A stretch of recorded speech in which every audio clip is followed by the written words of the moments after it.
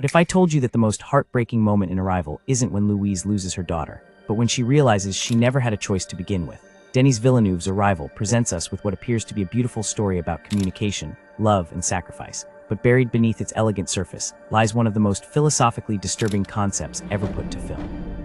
While most discussions focus on the alien's circular language, or Louise's linguistic breakthrough, there's a far more unsettling element that the movie deliberately obscures. Louise Banks doesn't actually make a choice about her future.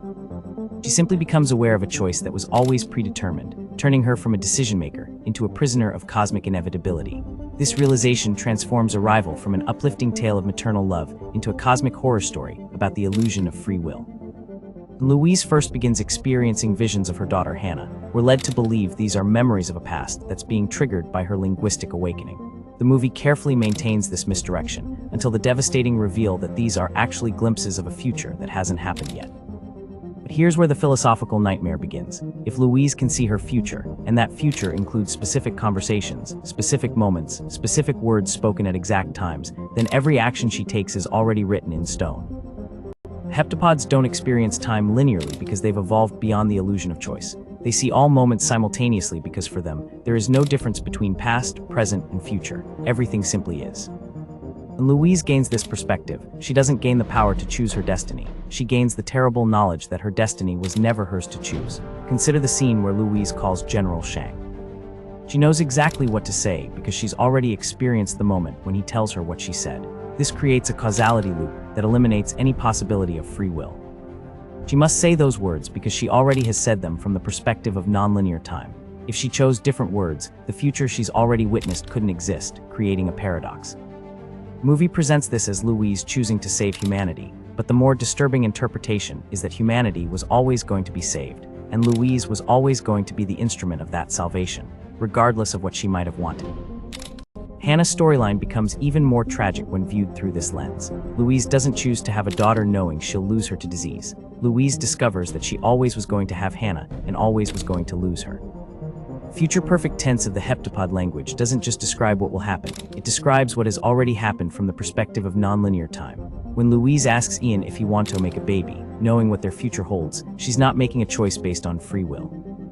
She's fulfilling a predetermined script that she's now conscious of but powerless to change. This is why Ian leaves her when he learns the truth. He realizes that their entire relationship, their daughter's life and death, everything was predetermined, and Louise knew it. From his linear perspective, she robbed him of the ability to make an informed choice about their future. But from Louise's newfound perspective, there never was a choice to be robbed of in the first place. The most chilling aspect of this interpretation is that it suggests consciousness itself might be an elaborate illusion. We believe we make decisions, but if time is truly nonlinear and all moments exist simultaneously, then every choice we think we're making has already been made from the universe's perspective.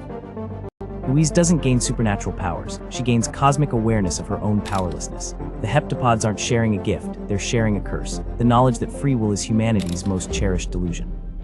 This reading transforms the movie's ending from triumphant to terrifying. Louise choosing to have Hannah despite knowing she'll lose her isn't beautiful, it's inevitable. She'll have Hannah because she always had Hannah in nonlinear time. Her final embrace of this knowledge isn't acceptance, it's surrender to cosmic determinism. The arrival of the heptapods wasn't random, it was always going to happen at exactly that moment because it already had happened from their perspective. Every human decision that led to that moment, every breakthrough Louise made, every word she spoke was predetermined by the same nonlinear causality that governs their existence. What makes this even more disturbing is that Louise becomes complicit in maintaining this illusion for everyone else. She can't warn people about their predetermined fates because doing so would create paradoxes that would unravel the very fabric of causality. She must watch everyone around her make choices they believe are free, while knowing that every decision is choreographed by cosmic inevitability. The movie asks us whether knowledge of the future is worth the price of free will, but it answers that question before we can even consider it. Louise gains knowledge of the future precisely because she was always going to gain that knowledge. The question itself is predetermined, as is our discussion of it right now. Arrival doesn't just explore the consequences of determinism, it demonstrates them by making every viewer's interpretation of the movie another inevitable outcome in the grand design of nonlinear time. Do you think Louise really had a choice, or was her decision already written in the stars? Share your thoughts on whether free will can exist in a deterministic universe.